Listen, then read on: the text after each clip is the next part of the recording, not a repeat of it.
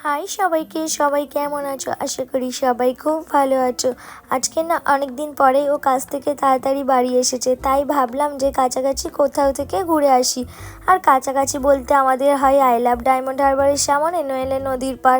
আগে না কেল্লায় যেতাম, কিন্তু কেল্লায় এখন কাজ হওয়ার কারণে আর যেতে ভালো লাগে না। আজকের না অনেক দিন পর ও সুপার বাইকটাকে বার করলো। আর এই সুপার বাইকের আজে বাচ্চারা তো ওর বাইকের প্রেমে পড়ে গিয়েছিল, তাই সবাই হাত মেলাতে চাইছিল ওর সাথে।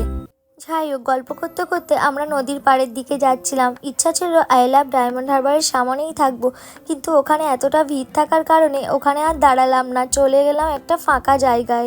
অন্য দিনের থেকে আজকে ঠান্ডাটা অনেকটাই বেশি ছিল, তাই প্রথমেই এসে নিয়ে নিলাম গরম গরম কফি। কফিটা এতটাই গরম ছিল যে আমার জিভটা পুরো পুড়েই গিয়েছিল। যেহেতু আমরা অনেকটা দেরি করেই বাড়ি থেকে বার হয়েছিলাম, তাই বেশিক্ষণ আর নদীর পাড়েই থাকিনি।